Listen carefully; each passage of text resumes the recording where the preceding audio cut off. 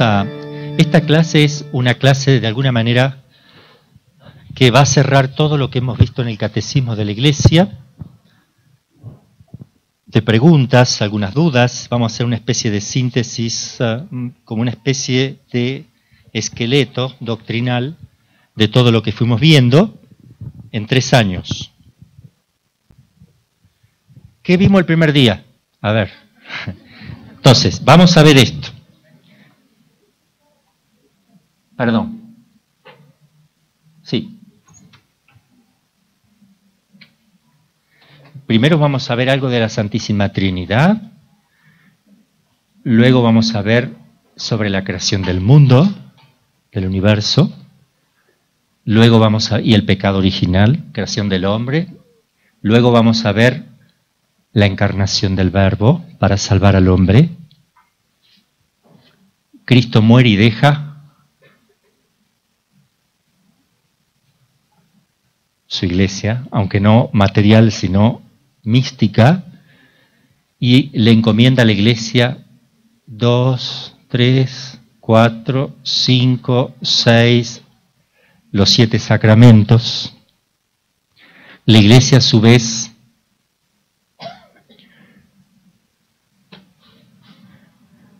tiene sus 5 preceptos, 1, 2, 3, 4, 5. Acá el Señor, cuando crea al hombre, pone sus 10 mandamientos. Porque después del pecado viene también la preparación, ¿no? Todo el Antiguo Testamento, el Nuevo Testamento. Cuando uno se bautiza, el bautismo es el primero de los sacramentos, recibe por infusión la gracia, recibe también los dones del Espíritu Santo, recibe también las virtudes infusas, son 4, 1, 2, 3, 3 teologales y 4 cardinales. Los dones del Espíritu Santo son 7, 2, 3, 4, 5, 6, 7, que me lo van a decir ustedes. Hay 2 tipos de gracia, la gracia santificante y la gracia. Ok. Bien. ¿Qué otras cosas? Después, cómo comunicarse con Dios también. Bueno, la doctrina social, cómo vivir en el mundo, doctrina social. Con los principios cristianos, ¿verdad? Y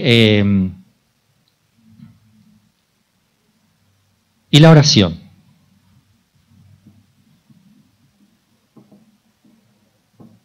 Dentro de los mandamientos entran todo lo que vimos, ¿verdad? Toda la estructura fundamental. Cuando vemos a Cristo, vemos a María también. Vemos los santos, el culto a los santos. Cuando vemos el viático, el santo viático, que es uno de los sacramentos, la extrema unción, entonces ahí vemos también la parte escatológica, muerte, juicio, cielo, infierno. Bueno, Santísima Trinidad. ¿Cuántos dioses hay? ¿Quién dijo 3? ¿Quién dijo 3? No me diga que una religiosa. Okay. Bueno. ¿Cuántas personas? 3. Ok. ¿Cuál es la primera persona? Padre. ¿De quién nace el Padre? ¿Cómo es el Padre? ¿Cómo se le dice que es el Padre? Increado, bueno, el Verbo también es increado. Incausado, nadie es causado, ni el Verbo ni el Espíritu Santo, entonces no puede ser el incausado. Eternos son los 3. Los 3. El innacible, el que no nace de nadie. Porque el Verbo, el Hijo, nace del Padre, pero no es un nacimiento como nosotros lo conocemos, ¿verdad? En el tiempo. No está después del Padre. Es un nacimiento eterno conjunto al Padre, pero tiene eso, que el Hijo nace eternamente. Desde que el Padre es Padre, nace y procede del Padre, por eso es de la misma naturaleza, y es una persona distinta. ¿Cómo nace el Verbo? El Hijo de Dios. ¿De qué manera procede? A ver quién me lo puede explicar. Ojo, no se va, el que va a explicar no se me vaya a equivocar. Usted levantó la mano, ¿verdad? Ah, está ofreciendo micrófono. A ver, Estela Maris, venga aquí. Va a explicar cómo es engendrado el Hijo, cómo procede, cómo se da eso en el Padre. El Padre se ama y se conoce, y de ese conocimiento de sí mismo procede el Hijo, que también se le puede llamar, bueno, sí, el verbo, el pensamiento, la idea de Dios, pero es de Dios mismo, de su esencia, del conocimiento. ¿Por qué es Hijo? Porque quiso Dios. Sí, es como... No lo puedo explicar bien mejor, ¿no? Para no... confundir. ¿Ok? ¿Quién va a explicar por qué es Hijo el verbo? ¿Por qué es el Hijo y no es el tío? ¿O es otra cosa que no sea Hijo? ¿Por qué Hijo? ¿Dónde está que sea Hijo? ¿Cómo es eso? Está en la Sagrada Escritura, pero estamos haciendo una explicación teológica. ¿Por qué es Hijo? Podría haber sido al revés. El que nace es Padre. ¿Por qué nace un hijo? ¿Y por qué decimos que lo engendra? Porque, ¿cuántas operaciones tiene Dios? ¿Cómo actúa? ¿Cuál es? Conocimiento y amor. ¿Él siente como nosotros? ¿Tiene el sentido del oído? ¿El gusto? ¿Olfato? ¿Tacto? ¿Tiene imaginación? ¿Tiene memoria? Ok, no necesita eso. Eso es corporal, él no necesita eso. Sería imperfecto para él eso. Él solo tiene lo principal y lo más grandioso que hay. Conoce y ama. Punto. Son dos operaciones que realiza alguien que sea persona. Yo puedo conocer y amar y eso me hace ser personal, ser espiritual. Un ángel conoce y ama. ¿Ok? Entonces el Padre, ¿qué va a hacer? Nadie ama lo que no conoce. ¿O sí? Hay un principio. Primero se debe conocer algo para poderlo amar. Entonces, ¿cuál es el primer acto del Padre? Un conocimiento. ¿Y qué va a conocer si está solo? Por decir solo, si está Él. No necesita conocer nada. Su deseo de conocimiento es el mismo. Uno quiere conocer la verdad. La inteligencia está hecha para conocer la verdad y Él es la suma verdad. Él se conoce. Al conocerse con ese primero, único y permanente acto de conocimiento que no termina, le surge una idea a él, engendra una idea en su cabeza, procede una idea, un concepto o un verbo, como le quieran llamar, idea, concepto, verbo, y como lo engendra, porque concibe una idea, se le llama hijo. Es como cuando uno se pone a pensar, tuve una idea, se puede decir también, concebí una idea, di a luz una idea. En Dios todo lo que sale de Él tiene que ser persona, porque persona es lo más perfecto que existe, y de Dios no puede salir algo que sea imperfecto, no puede salir una manzana. ¿Qué sale de Él? Lo más perfecto que existe, el ser personal. Por eso, ¿qué puede proceder de un pensamiento de Él sino algo que sea persona? Por eso su pensamiento es personal, es persona. Él lo engendra y tiene subsistencia. La misma subsistencia que el Padre la tiene el Hijo y es una persona. El Padre dice yo y no lo dice el Hijo. El Hijo dice yo y no lo dice el Padre. Son dos distintos, pero tienen la misma subsistencia. Es una misma naturaleza, sustancia, subsistencia, si le quieren llamar. Pero tiene dos yo. ¿Cuántos yo tenemos nosotros? Ok. ¿Dios tiene cuánto? ¿Por qué dijo dos? 3, pero por ahora estamos viendo 2. Y Dios, al conocerse, y de Él procede el Hijo, cuando se conocen ambos, del conocimiento de ambos, procede el amor, ahí sí. ¿Y qué es el amor? ¿El amor qué es? ¿Procede de quién? Del Padre y del Hijo, de los dos. Y también como sale de adentro de Dios y de adentro del ser mismo del Hijo, no puede ser sino una persona también, lo más perfecto que existe en la creación, el ser personal. procede la persona que se llama Espíritu Santo, es expirado por el Padre y el Hijo, expiración activa. El Espíritu Santo se le llama expiración pasiva, es expirado, pero ¿quién lo expira? El Padre y el Hijo. Procede por vía de expiración y se llama amor, es el amor sustancial, que es el amor del Padre y del Hijo. Ahí tenemos las tres personas en Dios. ¿Cuál? Sí.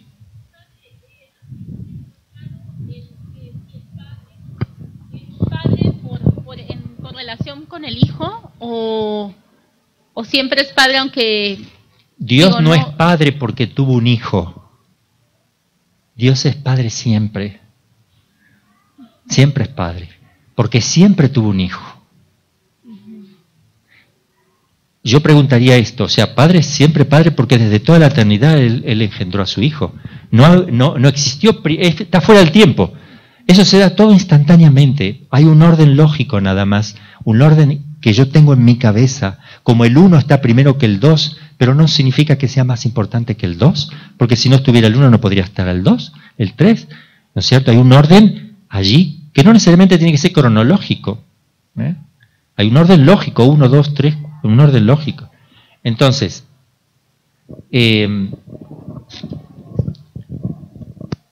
podría usted preguntar si Dios es creador antes de crear. Ya hay un problema ahí. Porque la creación sí no es eterna. Entonces uno se preguntaría, pero entonces Dios no era creador y en un momento fue creador. Por tanto, en Dios hubo un cambio. ¿No puede haber cambio en Dios? No puede haber cambio en Dios. ¿Cómo lo explica Santo Tomás?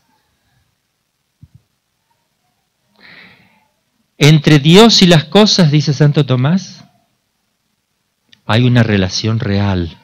Y entre la criatura y el creador la relación no es real, sino de razón. Por tanto, hay una modificación no en Dios, sino en la criatura. Y por eso se le llama Dios Padre, creador, porque hay criatura. La modificación está que apareció la criatura. Pero en realidad ese atributo que le damos a Dios no es algo nuevo en Él, sino en el ser criatural. Es el maravilloso Santo Tomás, ¿eh? Es muy lindo estudiar, ya vamos a estudiar teología, ¿verdad? Pero estamos estudiando un poco. Bueno, ¿cuál de estas tres personas se hace carne? ¿La primera, la segunda o la tercera? Ok. ¿Cómo?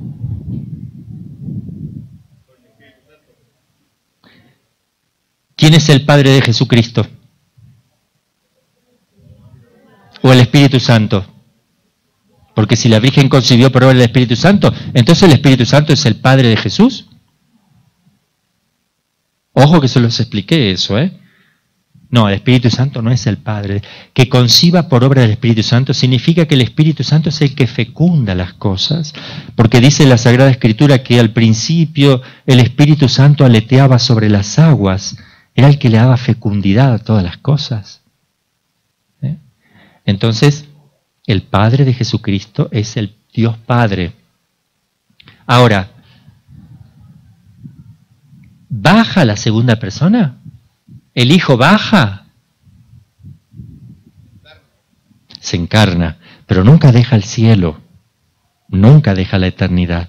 Desde allí realiza una acción y de alguna manera, entre comillas, decimos que baja, se anonada, ¿verdad? Se hace pequeñito en el seno de María Santísima. ¿Deja de ser Dios?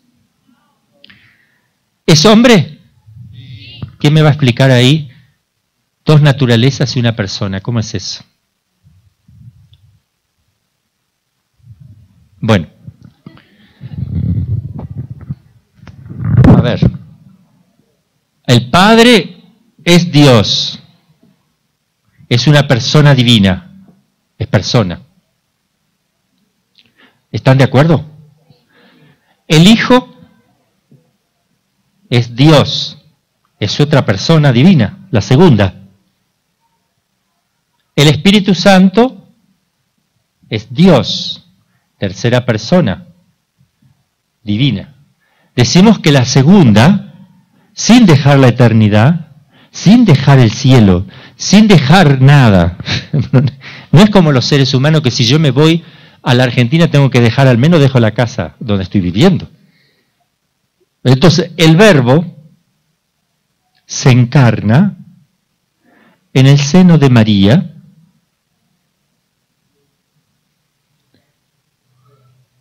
¿qué es lo que se encarna en María? Porque Dios tiene una naturaleza, pero tres personas. Una naturaleza y tres yo. ¿Cuántos tenemos nosotros? ¿Cuántos yo? ¿Esmeagol?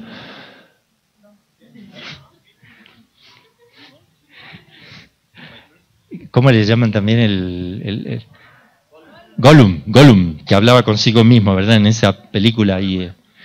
Sí, hace como que tiene dos yo que pelean entre sí. Bien, en nosotros hay un solo yo, pero Dios tiene tres yo, pero es una sola naturaleza, un solo Dios. Pero se comunica, es un solo Dios que es familia y se comunica entre sí. El Padre con el Hijo con el Padre, el Espíritu Santo con el Padre y el Hijo. Entonces, solo una persona que tiene naturaleza divina va a bajar aquí. Es decir, que Dios va a descender sin dejar el cielo en el seno de María. Dios, naturaleza divina. Pero también, además de que está en la pancita de la Virgen la naturaleza divina, está la persona también, que no puede separarse. Es decir, que en la pancita María tiene la persona divina del Hijo, o el Verbo que se hizo carne, junto con la persona. Tenemos persona y naturaleza. Cuando yo digo yo, esa es mi persona. Cuando obro, me puedo reír, puedo hablar, esa es mi naturaleza, porque yo tengo una naturaleza que puede hablar, sonreír, caminar, esa es mi naturaleza. Pero el yo es sujeto de atribución, se distingue naturaleza y persona. A ver, esta mujer es de la misma naturaleza que yo, es humana, pero su yo es distinto del mío. Compartimos la naturaleza humana, todos, pero cada uno tiene un yo distinto. En Dios hay una sola naturaleza divina y tiene tres yo. Por tanto, aquí el que desciende es la segunda persona, pero también con su divinidad. Sin dejar su naturaleza, se comporta como Dios. Eso no se puede salir de la persona del Verbo. Pero viene a tomar algo de María. ¿Qué toma de María? ¿La persona humana o la naturaleza humana o las dos cosas? ¿Escuché? A ver. Fuerte. ¿Y no toma persona humana? Si llegara a tomar una persona humana, Dios, primero tiene que estar la persona nacida en la pancita. Pero si llegara a tomar una persona, ¿qué habría en Cristo? Habría un Esmeagol, un Gollum habría en Cristo. Dos que hablan no, eso no existe. Entonces, no va a tomar Dios una persona humana, sino una naturaleza. Se va a comportar como ser humano además, y eso lo va a extraer de todo el ADN de María sola, sin varón, 100% de ella, por obra del Espíritu Santo. Por tanto, el que nace de ahí va a ser, ¿cuántas personas va a tener el que nace? Una. ¿Divina o humana? Divina. Es la única divina que viene, la segunda persona. Es lo único. El yo ese es divino. Y va a tener dos naturalezas. Humana, porque va a comportarse, se va a poder reír, va a poder sentir como el hombre, por tanto es hombre.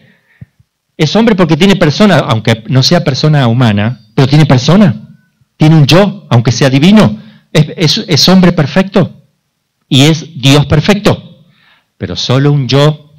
Entonces, todo lo que hacía Jesús, miren, el yo ese se le atribuye en los actos. Acuérdense esto. Una persona mata a alguien y no van a poner preso a otro. ¿A quién van a poner preso? Al único que lo mató, a ese yo. Acá, bueno, le hacemos la excepción. Pero todo lo que uno hace repercute, es el yo de persona, es intransferible eso. Yo dije esto, no tú. ¿Entienden? Bien, ese yo, a partir de que Jesús nace de María, todo lo que diga, mire, hasta cuando se cae ¿quién? ¿Se cae una naturaleza? ¿Ustedes vieron caer una naturaleza? ¿Vieron caer la humanidad de la hermana cuando juega al básquet? ¿Ustedes vieron que se cayó la humanidad o se cae Victoria jugando al básquet? Cae Victoria, no la humanidad de ella. Esa es la naturaleza. ¿Por qué se cae? Porque tiene naturaleza humana y es frágil. Entonces se cae porque tiene naturaleza, pero no se cae la naturaleza, se cae porque tiene naturaleza humana. ¿Quién? Ella, su yo cayó. ¿Y se lastimó quién? La naturaleza, no ella. El yo es el que se atribuye en los actos. En Cristo va a pasar lo mismo. Cuando Jesús lloraba, ¿quién lloraba? ¿La naturaleza humana o ese yo lloraba? El yo. ¿Ese yo es divino o humano? ¿Quién lloraba entonces? Dios. ¿Por qué lloraba Dios? ¿Porque tiene naturaleza divina? Porque tiene la humana. ¿Y por qué podía saber el corazón de las personas y podía resucitar un muerto? ¿Porque tiene naturaleza humana o divina? ¿Por qué podía tomar la vida cuando él quería y la daba cuando quería? ¿Por qué dice eso? ¿Porque tiene naturaleza humana? Divina. Y tiene persona divina. Ok, esto es muy importante porque cuando la Virgen, ese niñito, quería aprender a caminar y se caía y lloraba. ¿Quién se cayó y lloró? Eso significa, por eso que nadie, hay que entender esto que es maravilloso. Dios se anonadó, se hizo nada. Porque le dolía ¿a quién? A la segunda persona y por tanto le duele al Padre y al Hijo porque tienen la misma naturaleza. Se comparte la naturaleza divina.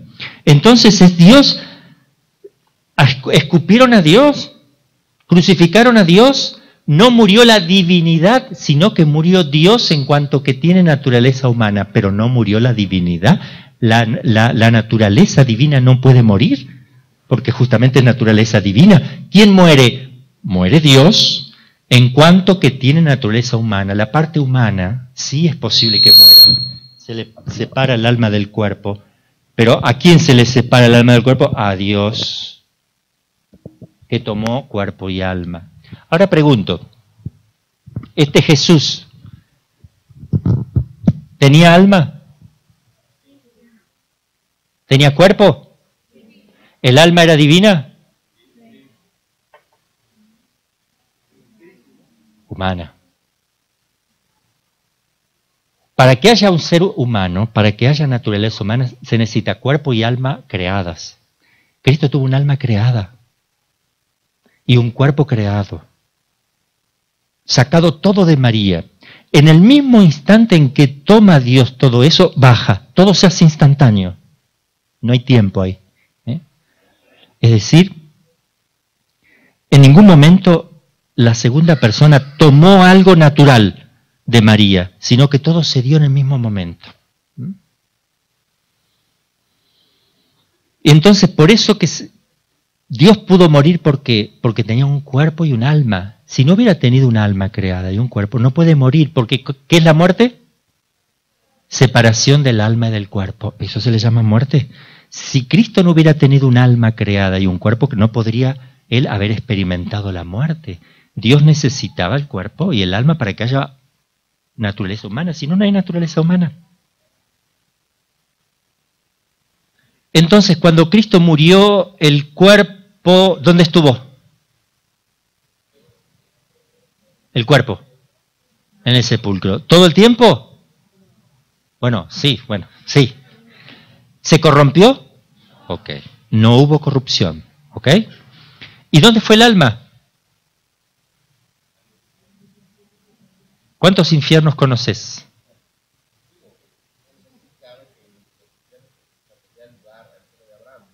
¿Qué significa infierno? Lugar inferior.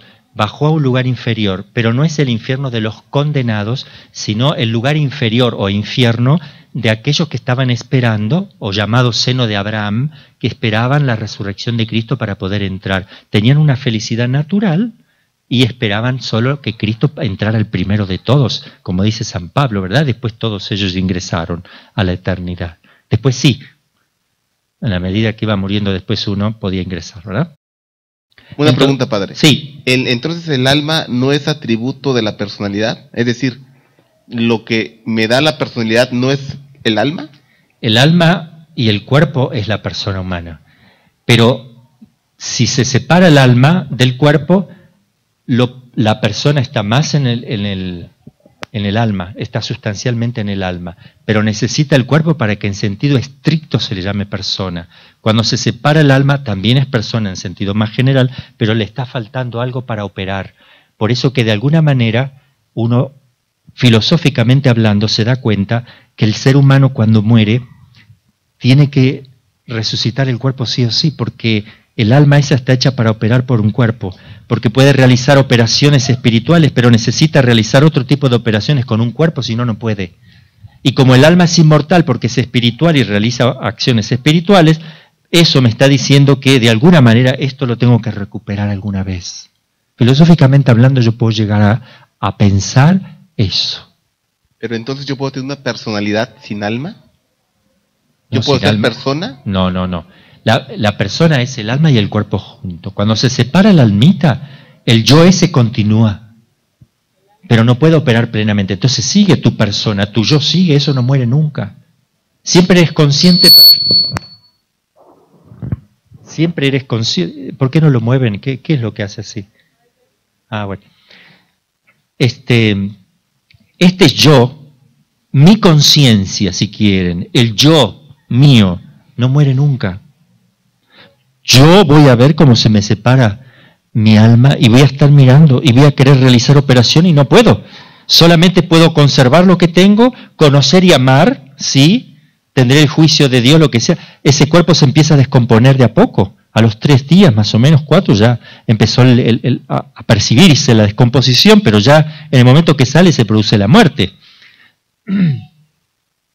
Y entonces el yo personal está más en el alma que en el cuerpo, por eso digo, ese yo no se destruye, es indestructible, pero ese yo necesita para perfeccionarse, por eso en sentido estricto, persona humana necesita el cuerpo para operar, pero sigue siendo persona sin el cuerpo, pues la persona no se destruye nunca.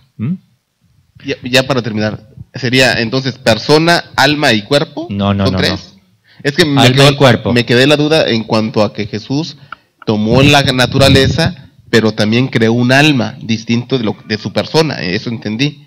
O sea, Jesús en su persona de Dios creó un alma y creó un cuerpo. Pero en caso de Cristo se da lo que se llama la unión hipostática, único caso en el cual hay 2 naturalezas y una persona, por eso es caso único, donde su persona asume un compuesto de cuerpo y alma en la única persona divina. Es como que se fusiona, es algo fuera de lo común, ¿verdad? Se llama unión hipostática y no se aplica eso, en nosotros no se da así. ¿Al cuerpo hay que darle cremación o sepultura? Al cuerpo hay que darle cremación o sepultura. ¿Por qué O? ¿Por qué la O? Es una duda que tengo. ¿Por qué no I? El que le quiera. Bueno, ya eso lo explicamos nosotros. La cremación viene por una prohibición que dio la Iglesia porque había una herejía que sostenía que no había resurrección de cuerpos, y entonces para mostrar eso hacían quemar sus propios cuerpos, decían yo quiero que me quemen, como un testimonio de que no va a haber. Entonces la Iglesia dijo, bueno, un católico no puede hacer eso, porque si lo haces estás confundiendo y puedes caer en un error. Entonces lo prohibió de no cremar. Cuando se terminó, ya se terminó esa herejía.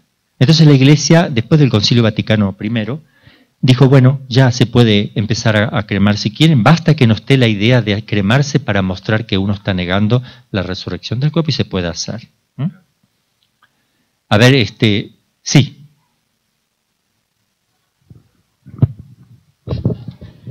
Padre, cuando se separa el cuerpo del alma, se pierde la conciencia o el conocimiento, porque en una ocasión usted comentó que cuando estábamos en el cielo ya no conocíamos, por ejemplo, como tal, que él es mi papá, ella es mi mamá. No, yo no dije eso, me entendió mal. No dije que no voy a conocer quién es mi papá. ¿Cómo no lo voy a conocer? Lo voy a abrazar y le voy a agradecer todo lo que ha hecho por mí. ¿Pero a Dios o a los seres humanos? Entre los seres todos. Humanos.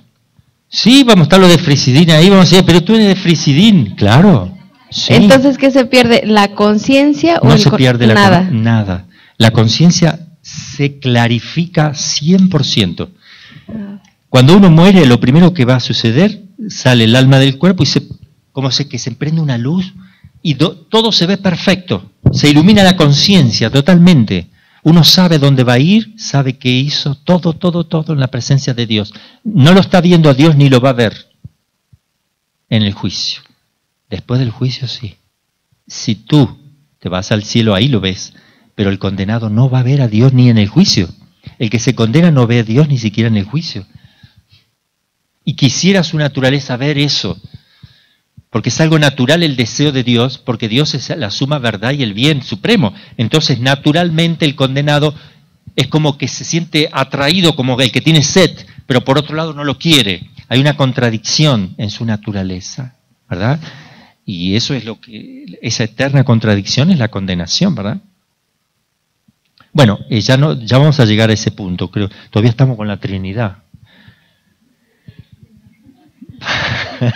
No, ni la creación vimos, pero bueno. ¿Qué estamos? De Cristo. Bien, entonces ahora sí, estamos viendo Cristo, ya que está el tema de la encarnación. Bien, ahora vamos a pasar a la creación. ¿Por qué Dios crea al hombre a imagen y semejanza? ¿Por qué el hombre es imagen y semejanza y las cosas son huellas o vestigios de Dios? Así figura en la Biblia. ¿Qué diferencia hay?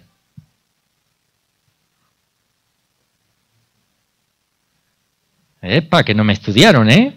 Muy bien, madre. ¿Qué iba a decir?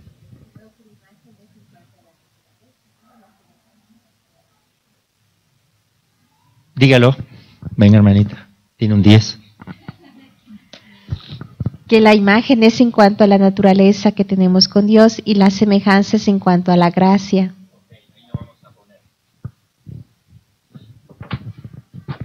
Somos imagen de Dios, reflejo de Dios, o imagen porque tenemos esto que Dios tiene. Inteligencia y voluntad. Podemos conocer y amar. Somos seres personales, somos imagen. ¿Un pecador es imagen de Dios? Aunque esté en pecado mortal, aunque no esté bautizado. Ok. ¿Por qué? Porque según su naturaleza humana, es imagen por su naturaleza humana, que la naturaleza humana es imagen de la divina, porque tiene conocimiento y amor y por tanto es libre.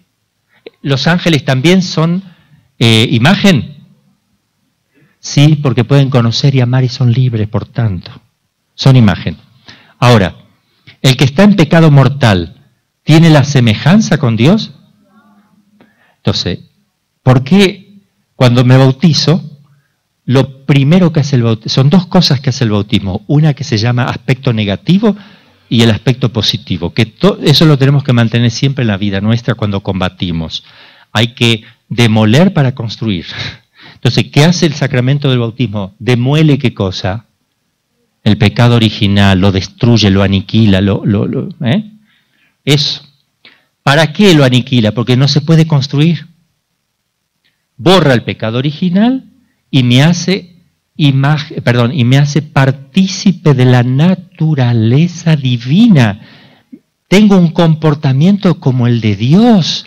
No solo tengo naturaleza humana, sino que puedo comportarme como Él. ¿De qué manera?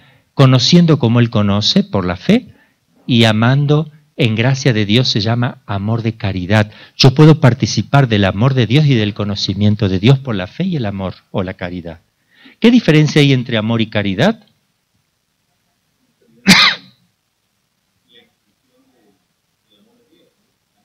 Por ahí va. A ver quién me lo puede explicar mejor. Amor y caridad. ¿Qué distinción le hacemos?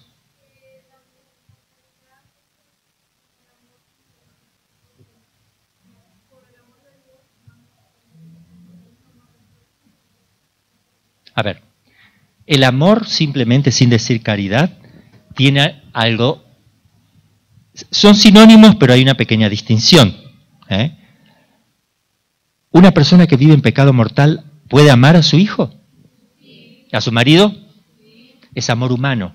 Ok, es el amor humano, que no necesito la gracia para amar. Puedo estar en pecado mortal o no bautizado. Entonces eso se le llama amor. Pero si yo tengo la gracia de Dios, si estoy en gracia de Dios, ese amor que es limitado, pequeño, participa del mismo amor de Dios y entonces ya se llama caridad, porque el pequeño acto de amor que puedo hacer cuando estoy en gracia tiene un mérito gigantesco porque se une al amor mismo de Dios y se llama caridad. Esa persona vive la caridad, vive en caridad y en gracia, hace obras de caridad, es decir, estando en gracia de Dios, realiza obras buenas y tiene mérito para la vida eterna. En cambio, puede decirse, ese amor, esa persona ama nada más, pero no tiene caridad. ¿Por qué? Porque le falta confesarse, porque no vive en gracia de Dios, no tiene el amor mismo de Dios participado en su naturaleza.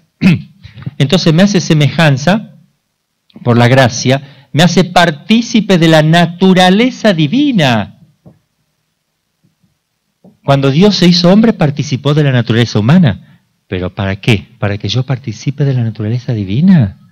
Hay comunicación de naturaleza. ¿Qué naturalezas conocen ustedes?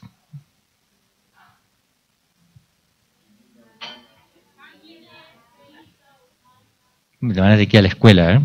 ¿Qué le enseñan acá a los maestros? Tantos paros que hacen, pero ¿qué le enseñaron? La naturaleza muerta o mineral. Después, vegetal, animal, humana, angélica, divina. Ahí tenemos una serie de naturalezas. Es como que yo, ¿cuál es mi naturaleza inferior a mí, al hombre? El animal. Es como que yo le digo a la hormiga, mira hormiguita, yo te voy a participar de la humanidad, te vas a poder reír, vas a poder pensar como yo pienso, te voy a comunicar mi naturaleza, vas a poder tener dignidad, vas a tener un yo, vas a tener mi herencia, yo te la participo, y cuando muero vas a recobrar, vas a tener la herencia que... La hormiguita dice, no puede ser, ¿y yo por qué quiero? Pero yo me voy a hacer hormiga también. No, si me voy a hacer una hormiguita como tú, te amo. Dios no hizo eso con su naturaleza inferior. ¿Cuál es la que está abajo de la de Dios? Angélica. Salteó una. Es como que yo me quiera hacer lechuga. Un perejil, una lechuga, un frijol. O sea, fíjense lo que ha hecho Dios. Pero además la diferencia es que Él tiene su naturaleza que es infinita en distancia.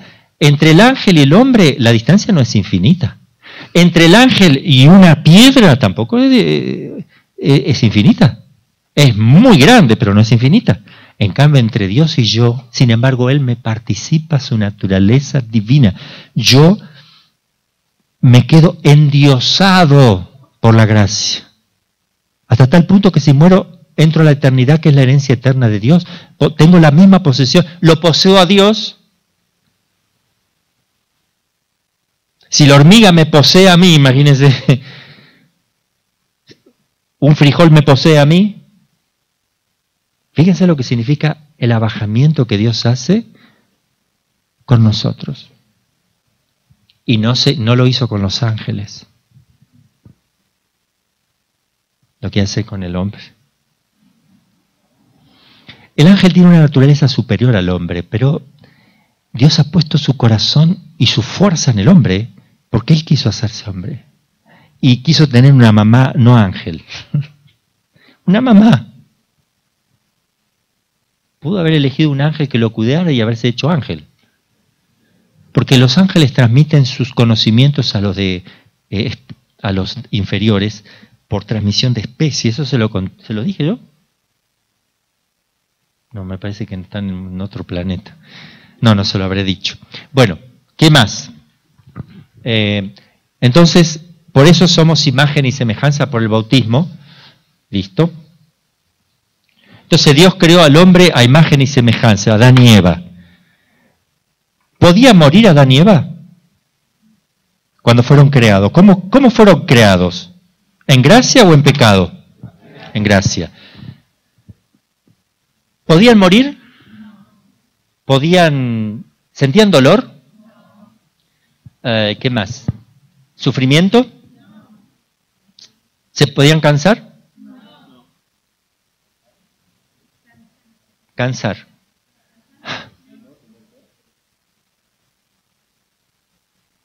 Cuando el castigo dice el Señor, ganarás el pan con el sudor, ahí te entra el sudor de tu frente, el agotamiento, el cansancio, el esfuerzo. Era un trabajo agradable. Era otra la naturaleza humana, ¿verdad? Y que quedó la misma, pero debilitada y enferma. Pero es la misma naturaleza, ¿eh? Porque algunos, como los luteranos, dicen que se anuló totalmente la posibilidad de hacer el bien para el ser humano porque se destruyó toda la naturaleza. No se destruyó toda, quedó debilitada. Entonces el hombre sí puede realizar actos buenos con la ayuda de la gracia. ¿Mm?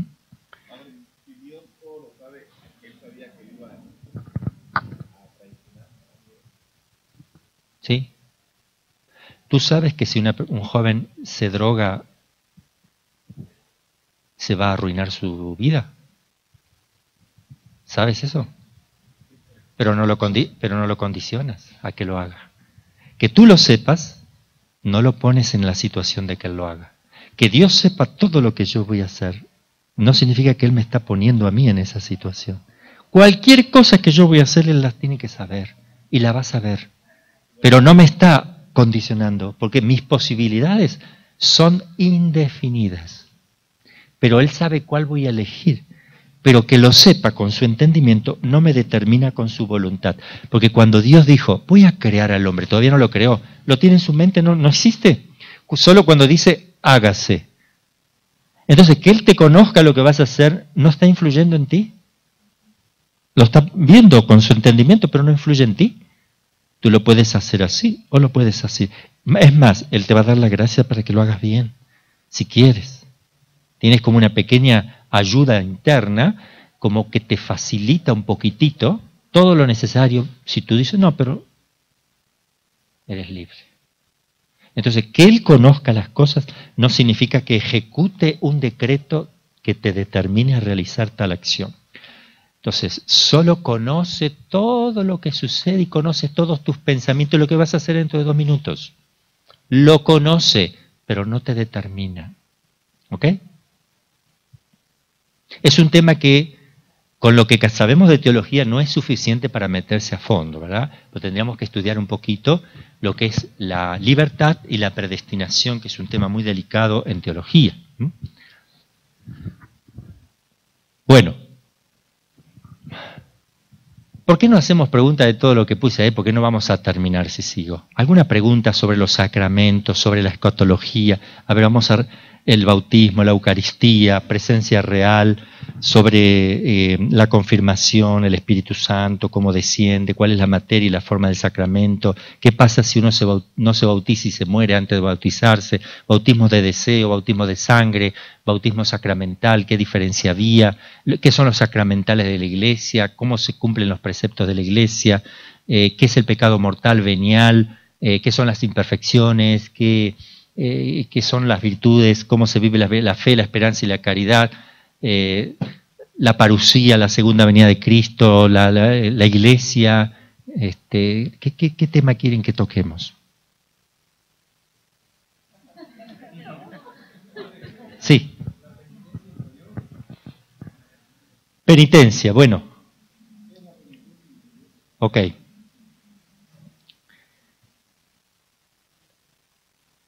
Penitencia significa contrición, arrepentimiento interior. No necesariamente tiene que ser sacrificio, que es otra palabra. Penitente es el que vive arrepentido de ser un pecador, de haber ofendido al Señor. Eso es penitencia. Pero también se entiende penitencia aquello que es un sacrificio. Entonces tiene 2 formas de entenderse la penitencia. Como un dolor de los pecados internos o como hacer sacrificios. Ese hacer sacrificio puede ser externo o puede ser a su vez interno. Si yo lo manifiesto o es exterior, es sacrificio exterior es penitencia externa, y si lo hago internamente, fundamentalmente se puede hacer con la muerte de la propia voluntad. Me privo de algo aquí en la voluntad, interiormente, o de un pensamiento, o de algún deseo, y ya hacemos la penitencia interna. ¿Está bien? Sí.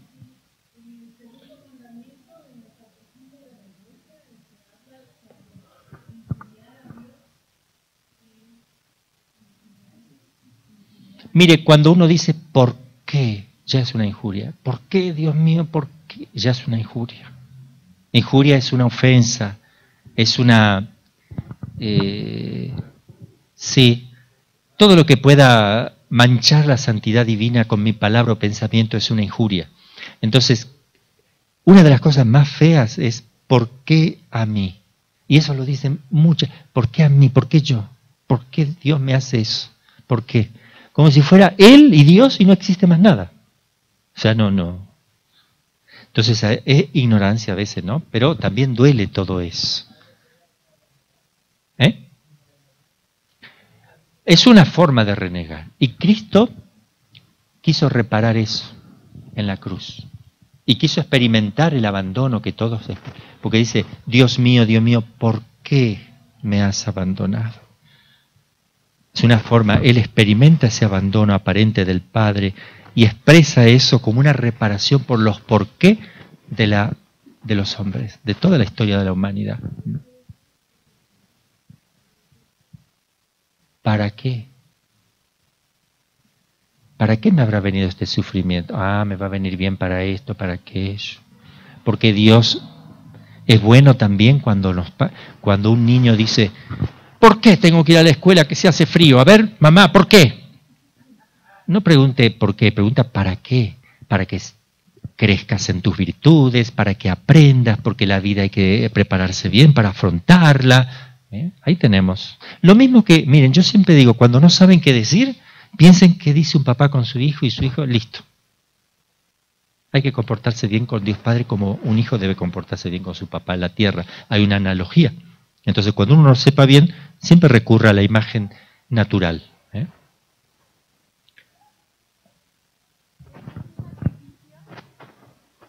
En el santo sacrificio, siempre, o en cualquier, se ofrece el Hijo al Padre, ¿no?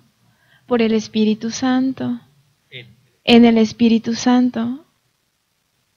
A Él se le atribuye toda esta parte de la acción. Por ejemplo, en esta parte de la fecundación también fue por Él. No sé, a Él se le atribuye, pero los tres son capaces, ¿no? Lo pueden hacer. Bueno, en Dios hay dos acciones, ad extra y ad intra. Dios realiza hacia adentro de Él dos cosas nada más. Y solo una vez. Conoce y ama. Es un solo conocimiento y no necesita muchos conocimientos. Conocí esto y conocí aquello. Él tiene un solo conocimiento que es infinito y es eterno, punto. Y un solo amor que se llama Espíritu Santo, que procede del Padre y del Hijo, y eso es eterno también. Ahora, hacia afuera de Él, ad extra, todo lo que hace el Padre lo hace el Hijo y el Espíritu Santo también. La obra de la creación no creó solo el Padre, crea también el Verbo o el Hijo y también el Espíritu Santo, pero se le atribuye como propio al Padre sin que estén ausentes los otros dos. Como al Verbo se le atribuye la redención y al Espíritu Santo la santificación de los hombres, pero que se le atribuya no significa que se excluya a los otros dos. También el Padre y el Hijo santifican. Alma de Cristo, santifícame. Decimos en la oración que tiene indulgencia, ¿no? ¿Algo más?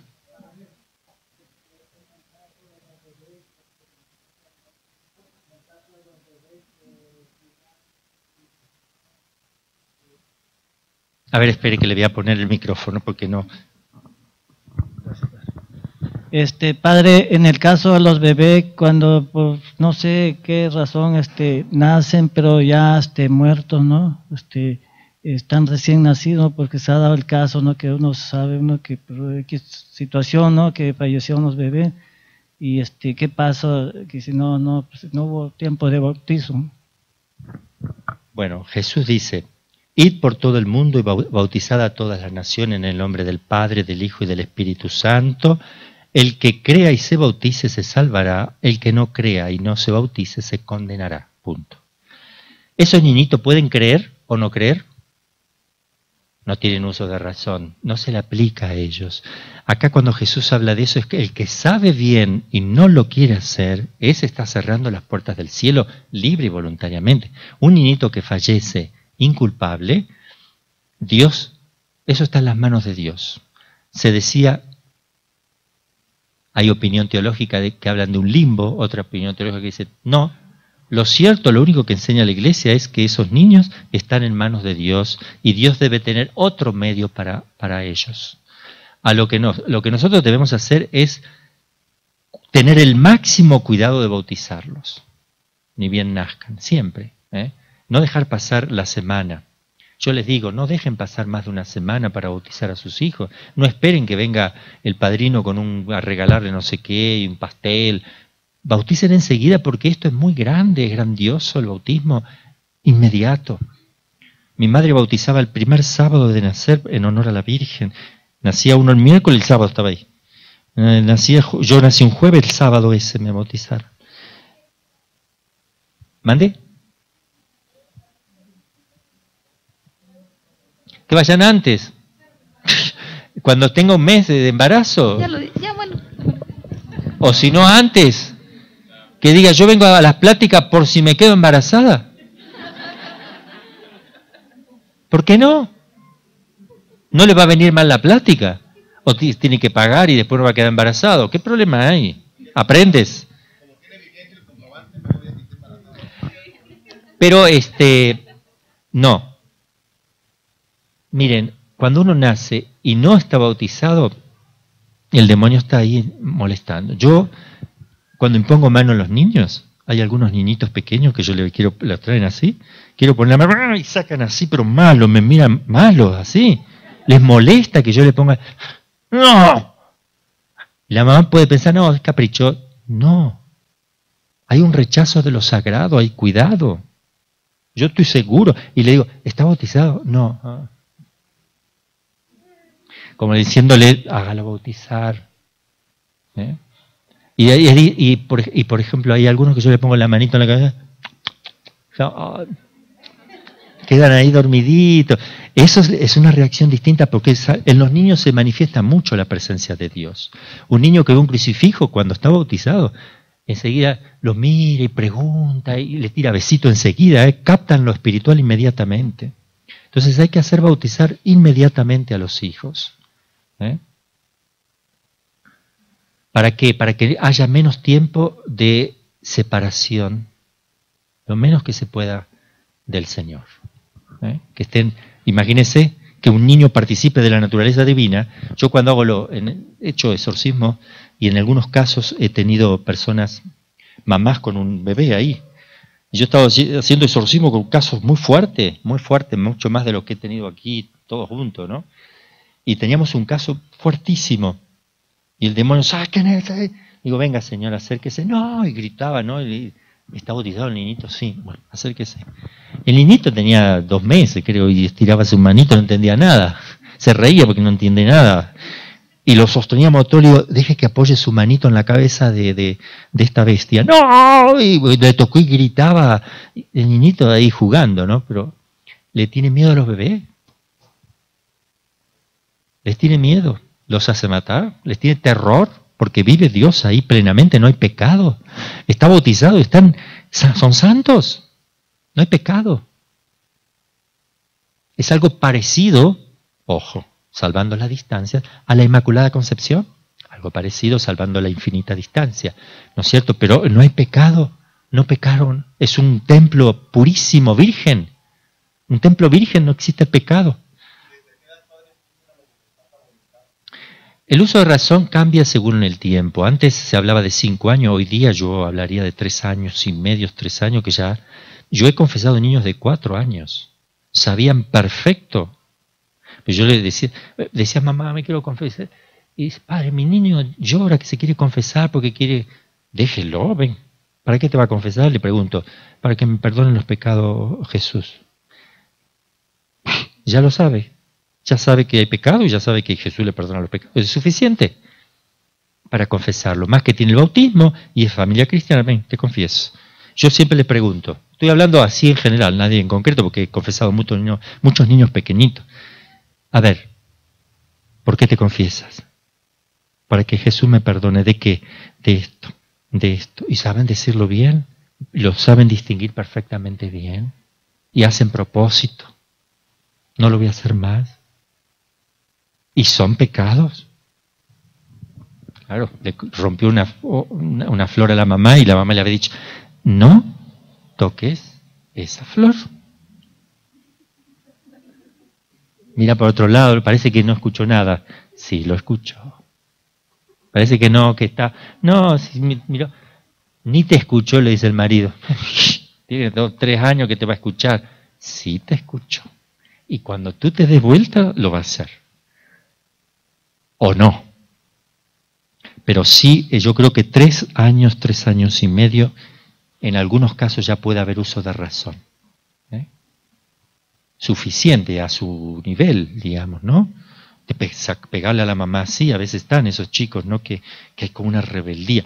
Ahora, esa rebeldía puede explicarse por el no bautismo, pero también se puede explicar por un plano natural o sobrenatural, no está bautizado, pero también natural. Hay que ver cómo fue concebido ese niño, yo se los expliqué. Claro, ¿cómo fue concebido? No lo quería la mamá.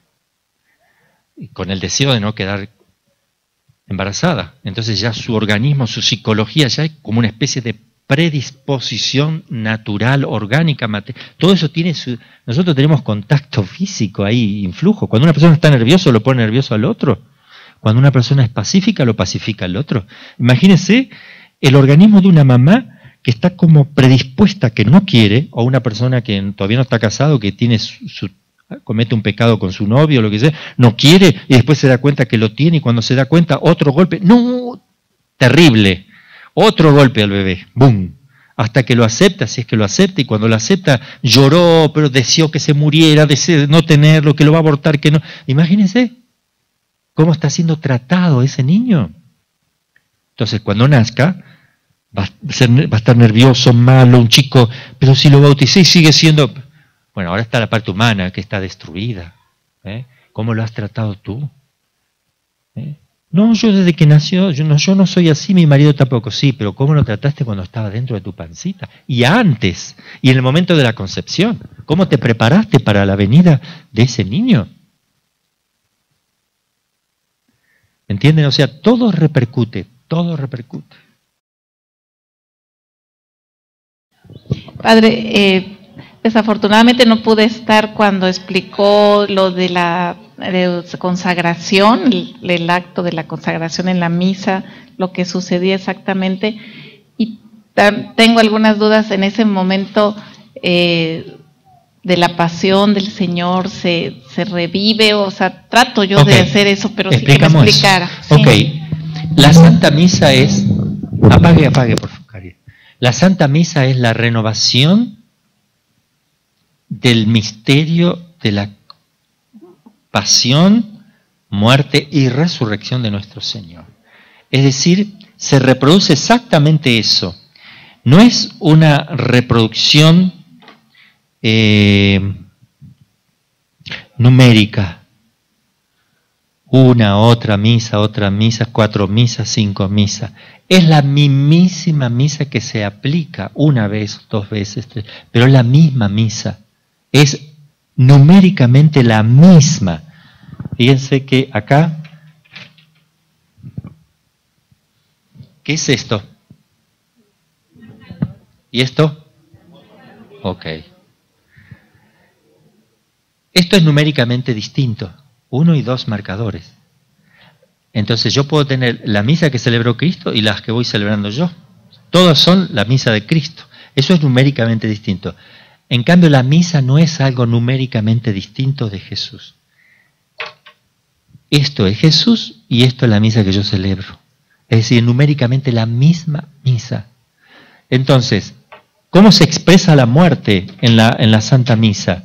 Se expresa cuando el sacerdote consagra, por un lado, el cuerpo, del pan consagra el cuerpo nada más, y después consagra con el vino la sangre, y están separadas cuerpo y sangre.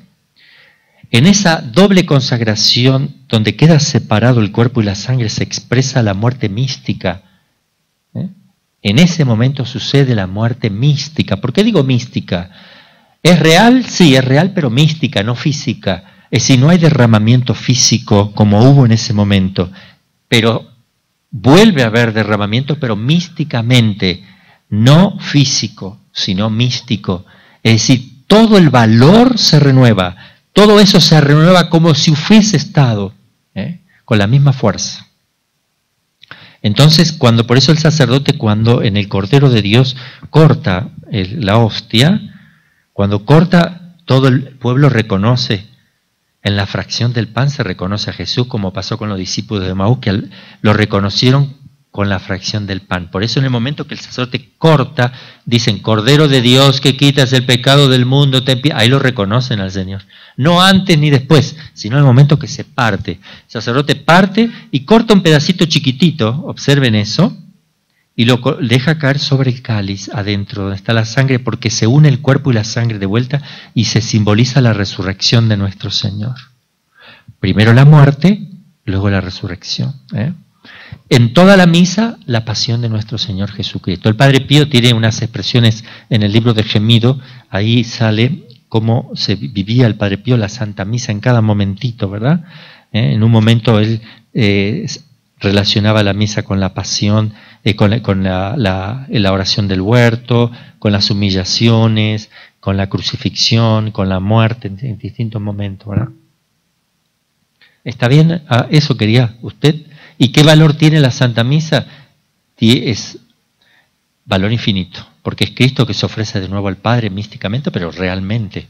Entonces es más importante ofrecer una misa y vivir la misa que todo lo que uno quiera hacer, incluso que la propia vida de uno. Si uno pudiera dar la vida por alguien, es una cosa hermosa, incluso por Cristo. Si uno, el mártir, lo más grande, uno dice, es el martirio. No.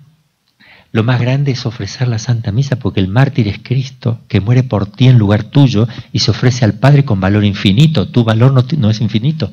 Entonces, si tú ofreces la Santa Misa y la vives, tiene más poder eso, porque la víctima es Cristo, no tú, que si tú te estás ofreciendo mártir por Cristo.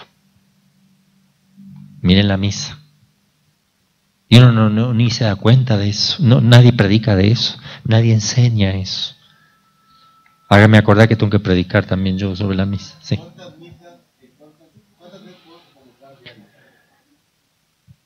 Se comulga una vez diario, pero también se puede comulgar una segunda vez cuando hay una ocasión, ocasionalmente. Por ejemplo, yo escuché la misa el domingo a la mañana como siempre y me invitan para la tarde. ¿No quieres venir a la tarde? Va a haber primeras comunión en tal lado, o si no, qué sé yo, una misa que van a hacer. Bueno, voy y puedo comulgar de vuelta, no hay ningún problema, es ocasional. Pero si yo me propongo comulgar todos los días 2 veces, también podría ser, porque queda abierta la posibilidad con las normas de la Iglesia, pero tiene que estar uno asesorado un poquito, no sea que te acostumbres a comulgar 2 veces y después no le des importancia, porque no es la cantidad de veces, sino el modo con que comulgues también. Entonces puedes caer en rutina, en acostumbrarte a comulgar y ya lo haces como una virtud, una costumbre. Entonces hay que tener mucho cuidado. Incluso es conveniente a veces cuando uno nota que está comulgando con rutina decir, no voy a comulgar por 2 días, por 3 días, para que yo sienta lo que significa no comulgar. O sea, reacciones como un cachetazo que uno se quiere pegar, es decir, no puede ser que esté yo comulgando y no estoy dándome cuenta de lo que estoy haciendo. Entonces, por eso el director espiritual puede aconsejar a un alma, no comulgues por una semana, comulga los domingos, hasta que empieces a amar la Eucaristía y lo desees. Cuando lo desees con todo tu corazón, ahí sí vas a empezar a comulgar el día de semana, porque estás comulgando mal. O sea, no hay fervor en tu corazón, no sabemos ya qué hacer. Vamos a ver, hacer una abstinencia de eso porque lo estás haciendo con rutina. También podría ser eso válido, ¿verdad?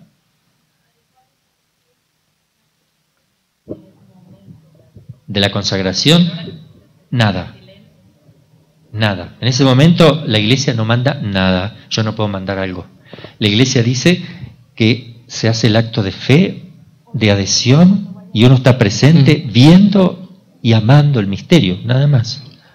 Ahora, algunos agregan Dios mío, Señor mío, Dios mío, que está muy lindo el que lo quiera hacer, pero no es obligatorio y no hay que imponérselo a toda la comunidad, porque eso no es no está indicado litúrgicamente, pero lo puede hacer uno privadamente. Yo digo así cuando lo levanto. Digo, Señor mío, Dios mío. Señor mío, Dios mío, Señor mío, Dios mío.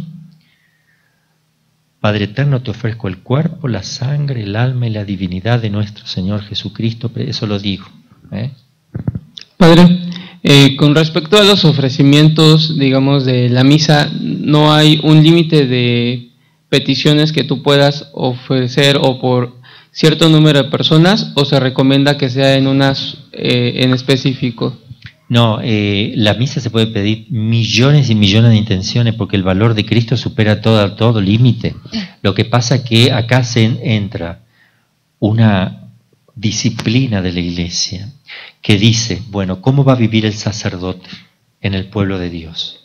Vamos a hacer una cosa.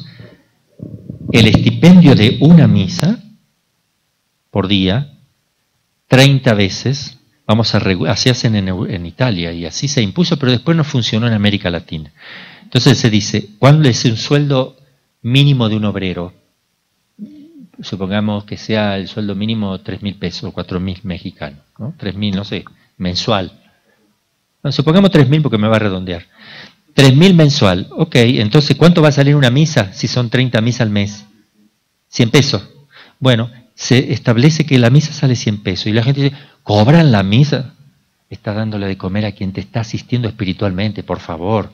Entonces todas esas cosas hay que tener cuidado. Aquí en América Latina se tuvo que sacar porque empezó la crítica esa. Entonces el sacerdote decía, bueno, ¿y cómo hago yo para comer? ¿Y la ropa? ¿Y cómo se hace? Yo les estoy atendiendo, pero yo necesito, ¿cómo hago? Y las colectas de la misa, las colectas son para mantenimiento de la iglesia y para realizar obras apostólicas. Pero lo que el sacerdote recibe de estipendio es, eso en Italia, acá no funciona eso. Acá den lo que quieren. Uno no, porque si hay más de una intención, no se puede cobrar. Es decir, está prohibido que yo diga, son 100 pesos, después también, al otro también, 100. Sí, otra intención, 100.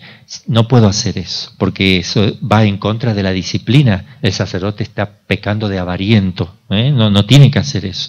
O directamente no cobra. Usted si quiere dejar un peso, deja un peso, sino que dejan. Entonces sí pongan todas las que quieran. Es lo que hacemos aquí.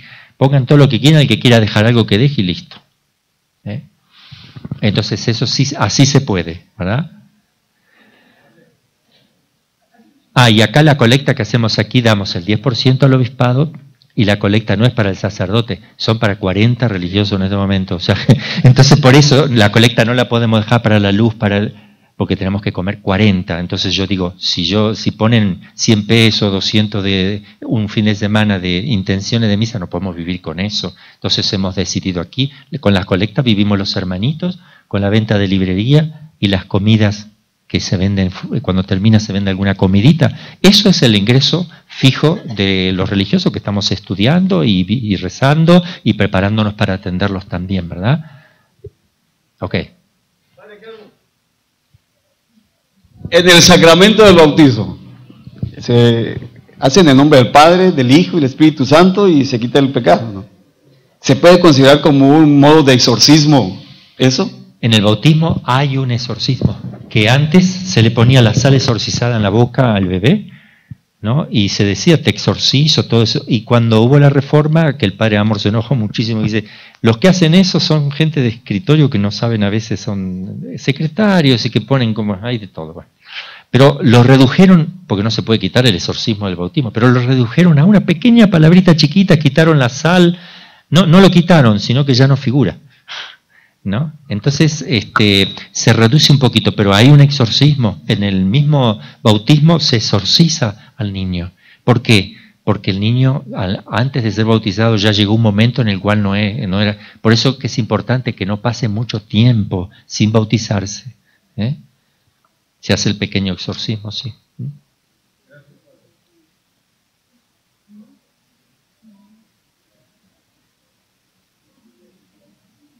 Sí, hermanito. Dos preguntas, padre. Si... Es que se rebota.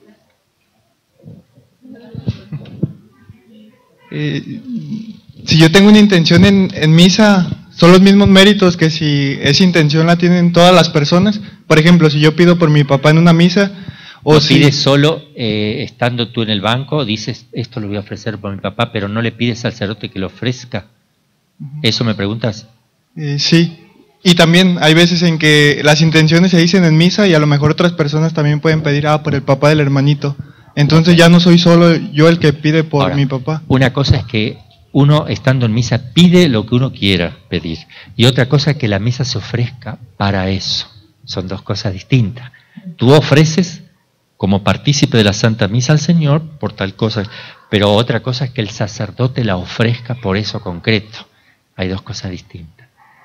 Tienen valor distinto. El sacrificio se ofreció para esto y el otro aprovecha en ese mismo sacrificio para pedir incluso intenciones.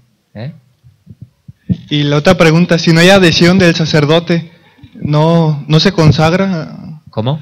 Usted dijo que en la consagración no hay una oración, pero sí el sacerdote se adhiere a ese misterio. Si el sacerdote no sé, que perdió la fe en ese momento, ¿no hay consagración? La consagración, para que sea válida, el sacerdote tiene que hacer eso con la intención de hacer lo que hace la Iglesia. Yo voy a hacer eso con la intención de hacer lo que hace la Iglesia. Si el sacerdote está en pecado mortal o perdió la fe, pero realiza el acto con la intención de hacer como hace la Iglesia, queda consagrado. Hay misa.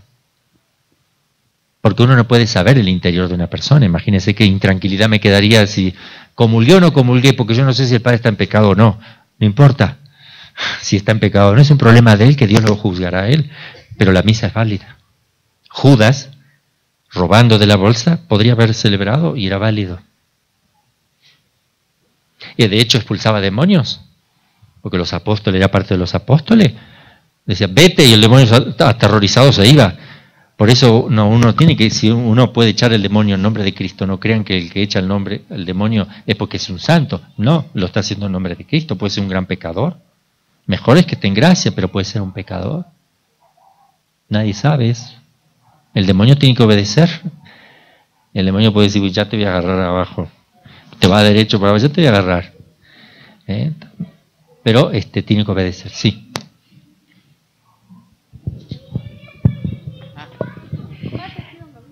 Bueno, hace ratito nos comentó que si una persona está en pecado mortal y hace obras buenas no le valen de nada, o sea, no tiene mérito. Y me preguntaba si en ese caso, si una persona se consagra al Inmaculado Corazón de María, ya que todas las obras pues son embellecidas o incrementadas por María, ¿no? Si en ese caso, si una persona se consagra a su Inmaculado Corazón, sí adquieren ya algún mérito. Ah, claro, todo cambia. A ver,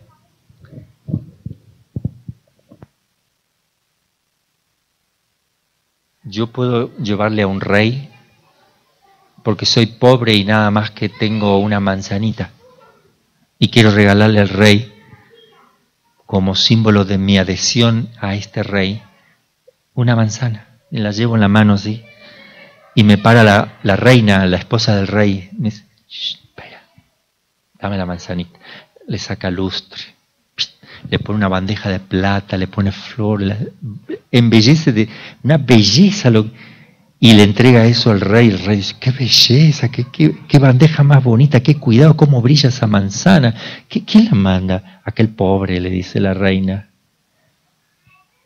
Entonces, podría haber llegado la manzana en mi mano, o puede llegar la manzana en bandeja adornada y preparada por la Santísima Virgen. El que está consagrado a ella, llegan las cosas así a Dios.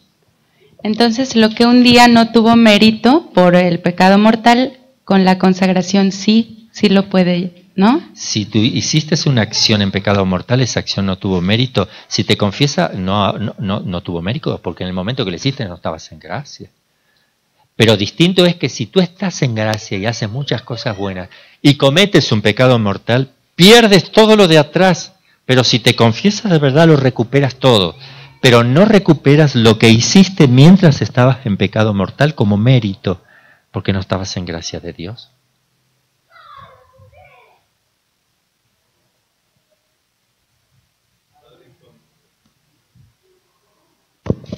Cuando nuestro Señor Jesucristo dijo que se iba al cielo a preparar una morada porque en la casa de mi Padre dice, hay muchas moradas, ¿a qué se refiere cuando dice muchas moradas? Sí, evidentemente algo físico, una habitación, pero ¿por qué no decir, bueno, allá tienes tu casa, la casa es el cielo de todos, o no sé, ¿a qué se expresa? ¿A qué se refiere con esa expresión? La morada es un lugar o una habitación, es el lugar más querido por uno, lo que más necesita para uno reposar en paz, ¿no es cierto? Es un símbolo. Cada uno de nosotros tiene reservado ya, cuando Dios pensó crearnos desde toda la eternidad, Él reservó un lugarcito especial para cada uno de nosotros. Ese lugar no es un lugar físico, ese lugar es algo que Él tiene reservado para nosotros, único para cada uno. Todos vamos a tener la felicidad del cielo, pero cada uno algo único, su propia morada, su propia habitación con el Señor. Eso es. Dicen algunos teólogos que cuando los ángeles pecaron, miríadas y miríadas se condenaron, y que cada uno iba a tener un lugar preparado por Dios. Esos lugares quedaron vacíos por ángeles que se han condenado, y cuando Dios creó al hombre, pensó en un número determinado para completar el número de ángeles caídos. Es una opinión teológica, ¿verdad? Que no, yo creo que no necesariamente tiene que ser así. Dios pensó en el ángel y pensó en el hombre. Ya. ¿Está? ¿Algo dijimos que te puedo ayudar o era eso lo que preguntabas? Un espacio para cada uno que es único para cada uno. Eso lo vio Santa Teresa. Santa Teresa tuvo la visión, una visión donde veía el lugar que quedaba vacío de las almas que se condenaban, ¿no? Porque ese era solo para él, iba a quedar vacío. Dicen también que lo ocupa el ángel de la guarda, porque el ángel de la guarda no se te va a ir al infierno. Los condenados no se condenan. Si tú te salvas, quedas hecho amigo para siempre con tu ángel de la guarda, pareja, un ángel y un hombre, íntimos amigos. Pero si te condenas, el ángel no va abajo, te quedas solito con los ahí, Entonces el ángel va a ocupar el puesto del lugar que ha quedado vacío. Eso también dicen algunos, ¿verdad?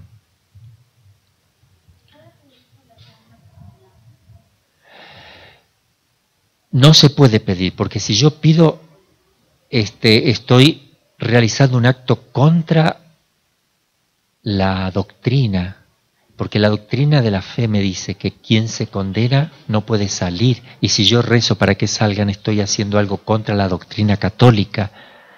Jesús lo dice eso. Pone el caso de Lázaro y el pobre. Estaba el Lázaro el pobre y el rico Epulón. El rico Epulón que comía grandes banquetes, lo que sea, el Lázaro estaba ahí lleno de llagas, nadie le daba nada, murieron los dos, entonces el rico Epulón se fue al infierno y Lázaro al seno de Abraham. Y el del infierno le decía, permite que Lázaro con su dedo moje su lengua y me alivie con su saliva en mi boca, me quemo, me atormento.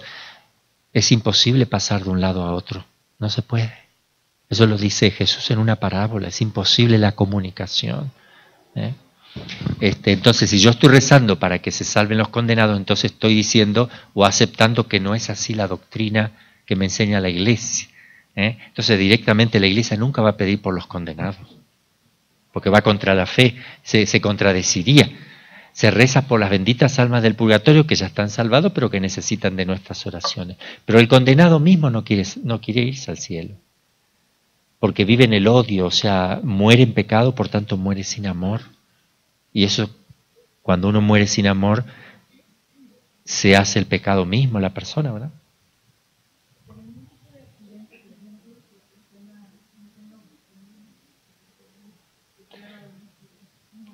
La ocasión la tuvo durante toda su vida.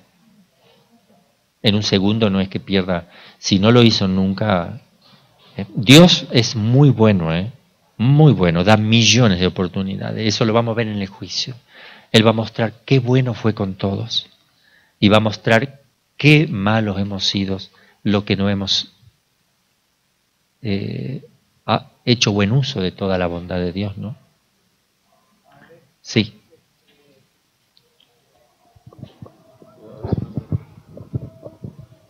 Padre, en la oración de Dios mío, yo creo, adoro, espero y te amo, te pido, es una oración muy poderosa, ¿verdad?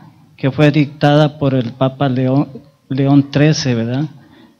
Según estaba yo viendo que No fue dictada por eso, lo enseñó la Virgen de Fátima a los papas. Perdón, sí.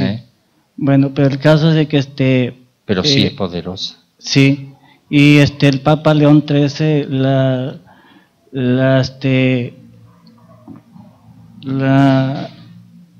que se hiciera en toda la iglesia, ¿no? No, lo que pidió el Papa León XIII es que digan la oración de San Miguel Arcángel, defiéndenos en la batalla. Eso pidió que lo rezaran todos los sacerdotes al finalizar la misa. Después se fue dejando, lo fueron dejando, con el tiempo se fue abandonando, como muchas cosas se fueron abandonando, y el Papa Juan Pablo II dijo que él deseaba que volvieran a la oración de San Miguel. Y nosotros en el seminario ahí en Argentina, porque el Papa lo pidió, lo empezamos a hacer y siempre lo empezaron a hacer en muchos lugares. Yo siempre lo hago, porque el Papa lo pidió y lo hago.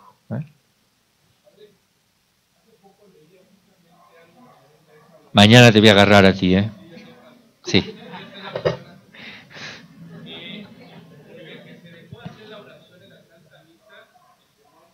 Muy probable, ¿eh? Porque hubo un cambio, sí, es muy probable.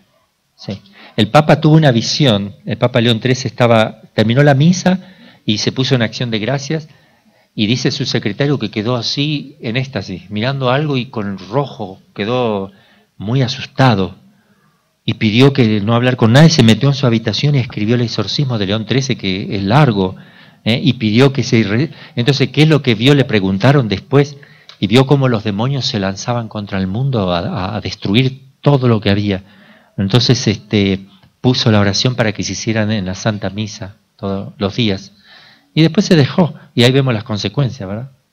Sí, hermano. Padre Carlos, previa a la parucía de nuestro Señor Jesucristo en la tierra, ¿va a haber un momento de gran tribulación o como de un paraíso en la tierra? Bueno, está el fin del mundo y el fin de los tiempos, pero también está la gran tribulación. Yo creo que estamos en tiempos de tribulación. No sé si gran todavía, pero yo creo que es algo más grande que esto, cuando se está negando la misma ley natural, se invierte. O sea, que una persona se case con un animal, porque eso hay. O que se apruebe la pedofilia, que los papás mismos puedan abusar de sus hijos, está aprobado. O sea, uno dice, para, ¿escuché bien? Sí, estás escuchando bien, correcto. O sea, la maldad llegó a tal punto, dice Jesús, que ¿cuándo va a venir Él? Cuando sea tan grande la maldad, tan grande, que uno suplica al Señor que lo lleven. Señor, sácame de aquí ya. ¿No? Yo creo que estamos en momentos de tribulación y de lucha terrible, y creo que yo estoy seguro, no creo, estoy seguro, y también lo dice la Iglesia de alguna manera, estamos en tiempos finales de la historia. ¿Cuánto? No se sabe, día y de hora no se sabe, pero que estamos en épocas finales, sí. Estuvo la preparación a la venida de Cristo, primera etapa. La realización misma, y ahora estamos esperando la segunda venida, estamos en la parte final. Después que viene, ya, nada más. Entonces, obvio que, teniendo en cuenta eso, estamos en la parte final. Pero también estamos en la parte final viendo cosas que Jesús dijo en los evangelios. Que se abandonará la fe. Y los perseguirán creyendo hacer un bien contra ustedes. El ataque a la vida. O sea, ¿qué es lo más grandioso? La vida. Y se la está atacando con todo. O sea, la vida y la familia, las dos cosas, son los ataques finales. Eso lo dijo la Virgen de Fátima. Los tiempos finales estarán caracterizados por estas dos cosas. Un ataque fuertísimo a la vida y a la familia. La ideología de género es un ataque a la familia. ¿Qué quieres ser? ¿Qué eres tú? ¿Un elefante? Ah, ok, perfecto. ¿Y tú qué eres? Así parecen niños, o sea, es una burla satánica. Que un adulto diga, no soy ni hombre ni mujer, ¿y qué eres? Algo mediano, así en el medio. Bueno, ¿qué baño hacemos para ti? Porque ahora se plantean si hacer baños de varones, de mujeres, pero tienen que hacer después baños transexuales, heterosexuales, después de compartido, ¿cómo es? Polígamo, qué sé yo, una mezcla de cosas. Hay que hacer una lista de baños de 45 baños, o sea, y no le pongas cartel porque es discriminar. Ve a cualquiera. Hacen 45, pero después ve a cualquiera, porque si tú te obligan a ir a uno, entonces, si yo cambié justo en el momento que estoy yendo, cambio. Ahora soy hombre. A ver, ¿qué eres? Mujer. Y soy varón, supongamos. Digo, yo soy mujer y me voy a meter al baño de las mujeres. La mujer dice, saquen eso. Sí, ahora soy varón, ahora soy mujer. Los vuelvo loco a todos. O sea, pero fíjense qué ridiculez. Porque yo decido lo que soy, y si decido ahora ser varón, pero hago un paso y decido ser mujer, o decido ser varón cuando estoy adentro del baño de las mujeres. Ahora soy varón, salen todas corriendo. Entonces me voy a... Habría que hacerlo así para burlarse de esta... Esto es bien satánico. Habría que hacerlo para burlarse. Y cuando nuestro Señor dijo que nos daban la última tabla de salvación, que era la devoción a la Divina Misericordia, ¿a qué se refería con las otras tablas de salvación? Bueno, tabla de salvación es una analogía hablando de que en el mar que te está hundiendo necesitas agarrarte de algo, y todas las cosas la Virgen Milagrosa de Ruet de Lubac de Francia, la Medalla Milagrosa, la Lourdes, la Virgen del Pilar, la Virgen de Guadalupe, el Sagrado Corazón, la sangre de Cristo que se licúa, un milagro eucarístico, muchas cosas del Señor que son pequeñas tablas para que tú te agarres al menos. Él dijo también, esta es mi última revelación, ya no va a haber revelación de nada más, porque ¿qué más que la misericordia? ¿Qué viene después? Nada. Después viene juicio también. Teniendo en cuenta las revelaciones de la Divina Misericordia y teniendo en cuenta los mensajes de Fátima, podemos concluir perfectamente que estamos en los tiempos finales. Pero que al final triunfará el corazón inmaculado y habrá un tiempo de paz. Ese tiempo de paz es los últimos tiempos, un tiempo de paz. Ahora, hay varios presidentes que están consagrando el país a Cristo. Ahora otro, ¿quién era? Sí, no, Perú también, sí, pero otro nuevo que ayer me enteré, que también se puso en manos del Cristo Rey. En Alemania apareció también una senadora que dijo, Europa ha perdido la fe, ha perdido por tanto la identidad. No, hay reacciones interesantes. Uno ve que en medio de una podredumbre van saliendo lucecitas. Yo creo que la Virgen va haciendo su trabajo. Ahora yo creo que la Virgen debe estar llorando. ¿Ustedes qué piensan? Como está el mundo, no puede ser de otra manera. Si ella estuviera sonriendo, pero va a contramano del mundo. Como algunos sacerdotes dicen, no, estamos en la primavera, esto es hermoso, esto es todo lindo, todos nos amamos. O sea, ¿en qué planeta anda, verdad? No. Y eso hace mucho daño, porque el mundo, ¿qué hacen con eso? Adormecen a las personas. No, qué pecado, Green, qué pecado, todo. No, esos son los sacerdotes, esos son locos, no, ya todo es amor, todo, tú haz lo que quieras. Abres un abismo y lo mandas a todo abajo, y se va a ir él también, porque es responsable de todos los efectos que va a producir en las personas. Todo lo que se le condena a una persona a un sacerdote, y es muy, muy grave eso, que se le condene o se pierda. Jesús dice, no se ha perdido ninguno de lo que tú me diste, salvo el hijo de la perdición, dice Cristo, por la libertad que tiene esa persona. Porque si yo soy sacerdote y una persona libremente decide condenarse, yo no soy responsable. Pero yo voy a ser responsable si yo influyo para que una persona se pierda.